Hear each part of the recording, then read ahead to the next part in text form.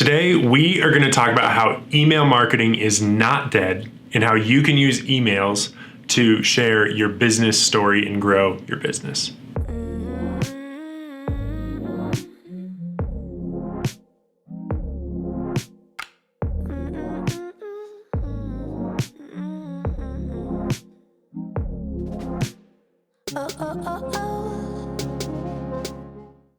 Welcome back to episode 3 of Marketing with Stories, where every single week we teach you practical ways that you can use your story to grow your business. And today I want to talk about email marketing. A lot of people say email is dead. I can guarantee that all of us probably did 2 things today. We checked our email, we probably checked our phone.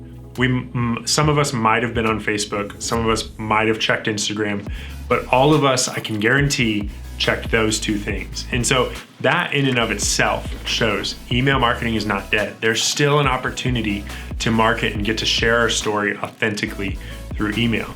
Now, I'm not going to sit here and claim that email marketing is as useful and as effective as it used to be. There's no way. It's definitely been watered down. It's not as effective, but it's still a really good tool. And it's a good tool because when you have an email list, you own that list. And so real quick, I want to explain something because in marketing, there's these 2 kind of concepts. There's traffic you borrow and traffic you own.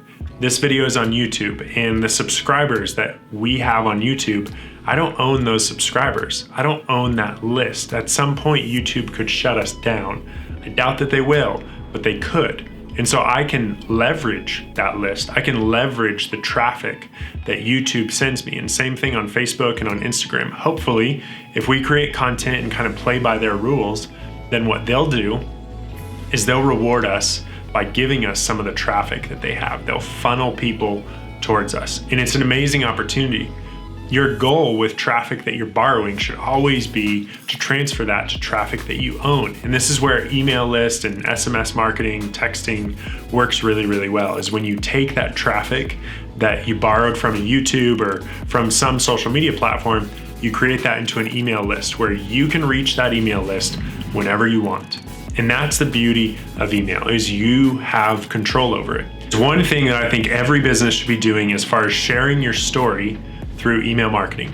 And that is a 3 to 5 day email sequence with the goal of nurturing your audience, your new audience. Because likely if somebody signs up for your newsletter or they buy a product from you, you're getting their email. Likely you're adding their email to an email server, an email list. It might be on MailChimp or Aweber or whatever a million of the tools are out there that give you the ability to actually send emails to your list.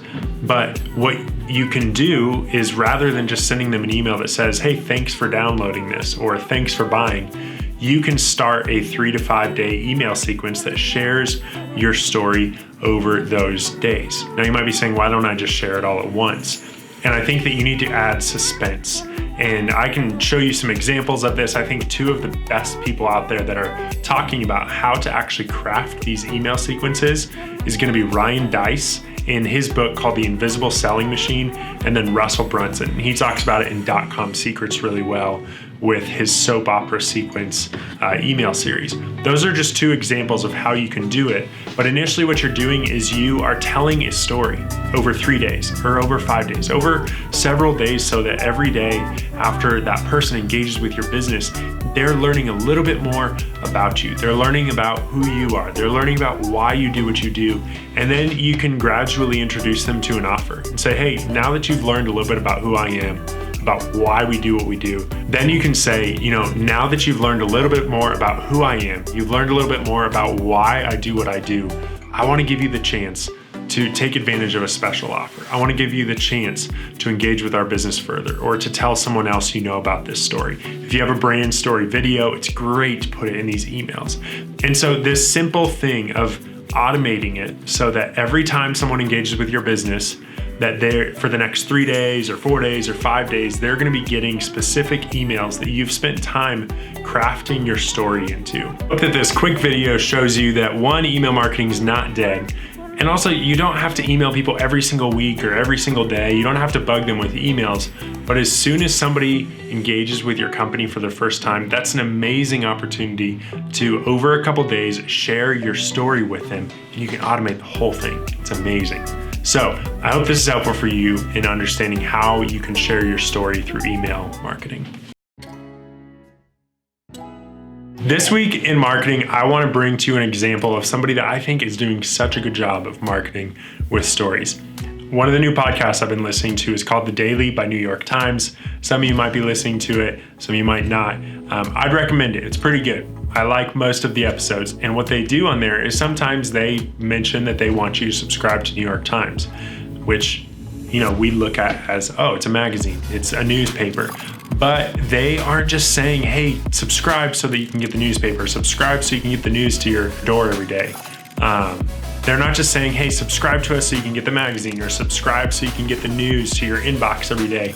But what they did when I was listening to it today is they had a reporter share her story of what it took to actually be on the front lines of the Syrian conflict over the last few years. And so she talked about how she had to fly across the world, and then she was stuck at the border for 10 days, and then she was living in this place for 5 days, and how, it took her several months to capture this one story that then a lot of us read that was a really important story for us to hear. And so what they were doing is they weren't just saying, hey, subscribe to the Times. They were actually saying, hey, here's what it takes to share the stories that are important to you. And they did that by sharing a story. And I just thought it was so good because even though I'm not a subscriber to the Times, it showed me, it's really important. It kind of gave me a deeper understanding of why it's important to support them. And so I just thought that was a great example that we can all learn from. We can all learn from so many examples of people that are marketing with stories, because when you market with stories, it gives people a broader context of what you're doing. I hope this can be encouraging to you. We'll see you next week on Marketing with Stories.